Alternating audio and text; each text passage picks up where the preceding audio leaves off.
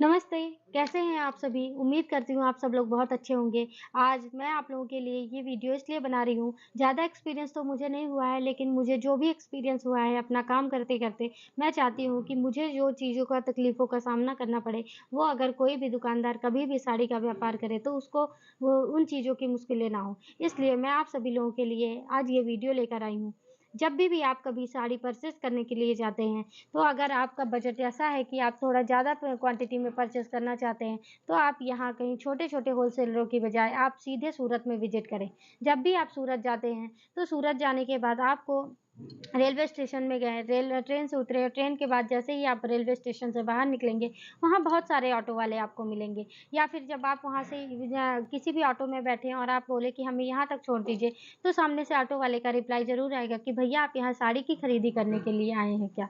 तो जब भी ऐसे लोग आपको साड़ी की खरीदी करने के लिए पूछें, तो आप उनको कभी नहीं बताना है कि आप यहाँ साड़ी करने के लिए आए खरीदने के लिए आए। क्योंकि ये जितने ऑटो वाले होते हैं, वो सीधे फैक्ट्री में वहाँ से अटैच होते हैं और उनमें इनका 10 से 15% 20% तक का कमीशन फिट रहता है।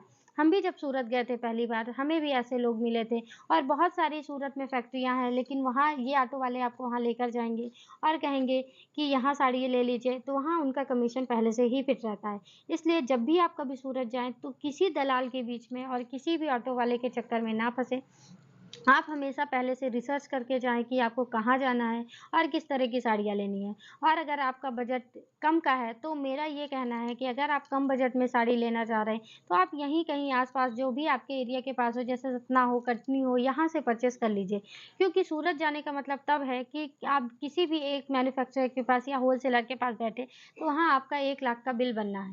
तो ऐसा नहीं है, अगर आप जब दुकान की बिल्कुल आपकी ओपनिंग कर रहे हैं, तो आपको पहली बार तो मेरा ये मानना है कि आपको सूरत से ही चीज़ें खरीदनी चाहिए, क्योंकि जो सूरत का रेट है, वो आपको बाहर कहीं, क्योंकि कोई भी अगर सूरत से सामान लेकर आया है, फिर वो आपको दे रहा है, तो ज़ाहिर-सी बात है रेट का थोड़ा बहुत अंतर तो आएगा ही आएगा। लेकिन अगर आप सूरत से ही खरीदी कर रहे हैं, तो सूरत जाने से पहले आपको नॉलेज होना चाहिए, आपको पता होना चाहिए कि आपको सूरत से कहाँ खरीदी करनी है। क्योंकि वहाँ सबसे बड़ा गेम होता है, कोई आपको कट साइज़ की साड़ी दे देगा या फिर कोई आपको साड़ी आप ही बोल कर आएँगे कि मुझे साड़ी या ये वाली चाहिए, पसंद आप कुछ और करके आएँगे, तो कभी-कभी आ कुछ और जाता है। तो जब भी कभी आप साड़ी लेने जाएँ, तो हमेशा ये सोच समझ कर खरीदी करने जाएँ कि मुझे कहाँ से परचेज़ करना है और कहाँ से नहीं परचेज़ करना है। इसके आगे बाकी और चीज़ें मैं आपके साथ अपनी शेयर करती रहूँगी। मैं आप लोगों को मतलब मेरा मानना ये है कि जो मुझे तकलीफ़ें हुई, वो मैं चाहती हूँ कि मैं अब भी जब भी कोई शॉप ओपन करना चाहे, तो उनके लिए ना हो। इसलिए मैं छोटी-छोटी वीडियो के माध्यम से आपको चीज़ें बताती रहूँगी, जो मुझे जैसा एक्सपीरियंस होता जाएगा, मैं अपना एक्सपीरियंस आप लोगों के साथ शेयर करती रहूँगी। मिलती हूँ नेक्स्ट वीडियो में, तब तक के लिए धन्यवाद।